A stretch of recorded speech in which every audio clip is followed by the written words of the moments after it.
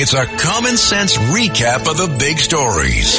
It's Katz and Cosby on 77 WABC. Lots of details on the shooting. And joining us now is Senator Ron Johnson from the great state of Wisconsin. It was great to be with you at the RNC, Senator. And first, before we get into some of the details that came out today, President Trump is crediting you with saving his life because of the chart. Explain that, because it is unbelievable what happened. Well, hello, Rita. Hello, John.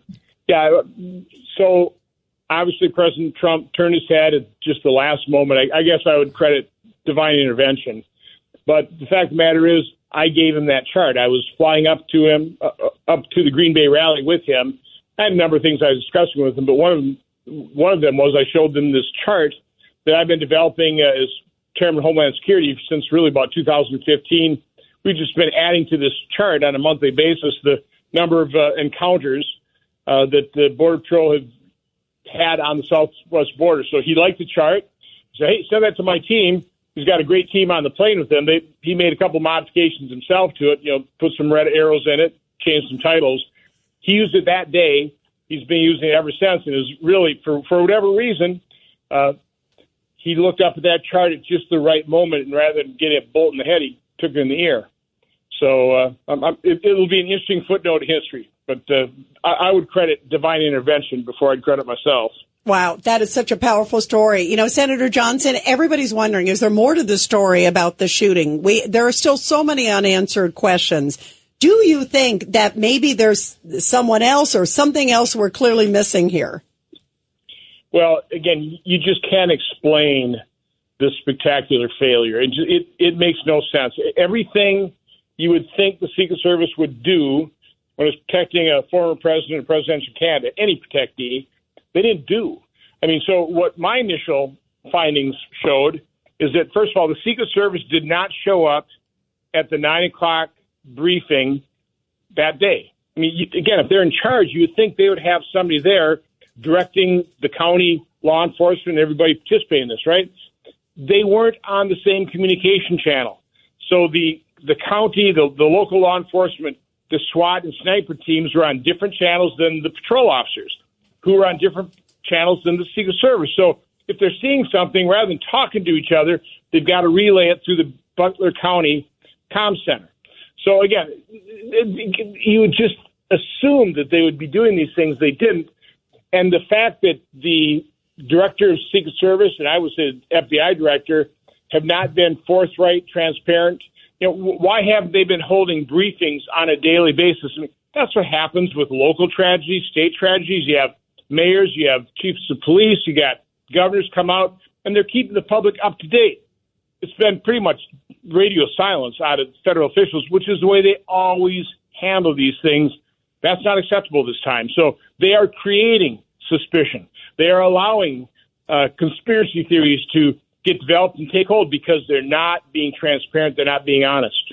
One of the things, too, Senator Ron Johnson, is also this encrypted messages that this guy, it seems like, people are saying, this 20-year-old kid from outside of Butler, Pennsylvania, but yet he was going into his phones and had 3 encrypted messages tied to 3 foreign countries. It's like, how does a 20-year-old kid have that? Yeah, there's all kinds of information, again, bubbling up on the internet, some of it pretty darn credible. And so the FBI and Secret Service, Department of Justice have to realize they're not the only people that have these kind of investigatory capabilities. They're not the ones that have access to all the information. This isn't like 1963 when we had one Zapruder film and you didn't have all this technology out there with people capable of using it. So they're doing themselves real harm. They're allowing theories to spread, true or untrue. They're the ones allowing it by not being honest and transparent. George Pataki, Governor George Senator, Pataki. this is George Pataki. Wisconsin's going to be a critical state from an electoral college standpoint. 4 years ago, there were grave concerns about Milwaukee and other places and the integrity of the election system. How confident are you, given the makeup of the Wisconsin Supreme Court these days, that election ballot integrity is going to be sufficient to make sure the result in Wisconsin is fair? Well, Governor, we're in better shape than we were in 2020, where the left utilized COVID as an excuse to relax all controls or many controls over absentee ballots, which I think you're aware the Baker Carter Commission pointed to those absentee ballots as probably the greatest source of potential fraud.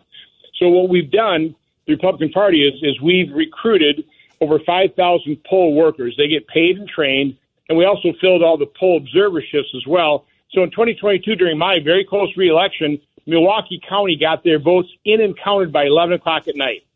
That didn't occur in 2020. So we have eyes on the process. That gives me a fair amount of confidence. But we got a Democrat governor who refuses to sign the kinds of reforms to really restore confidence that no matter who wins, it's a legitimate result. So we're not all the way there yet. Our voter rolls have not been cleaned up. We have something like 7.5 million on our voting rolls.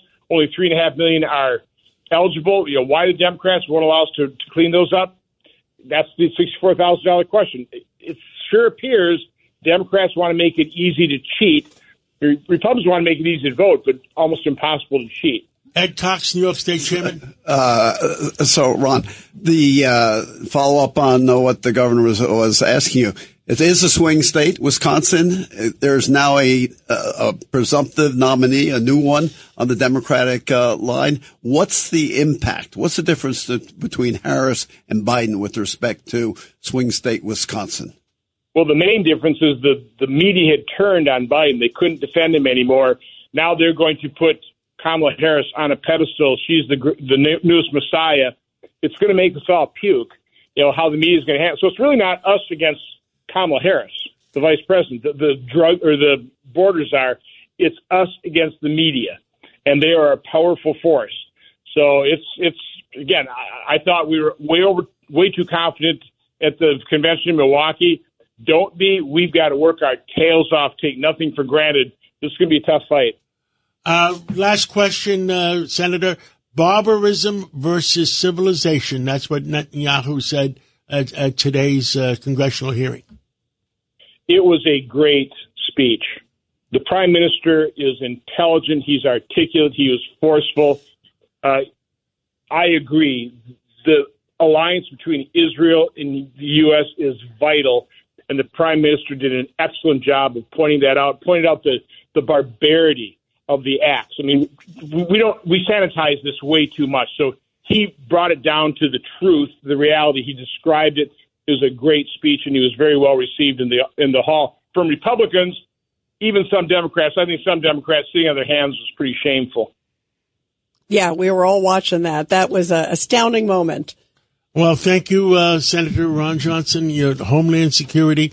I hope the American people are still stunned. They don't know what happened, and let's hope we were able to deliver the truth to them.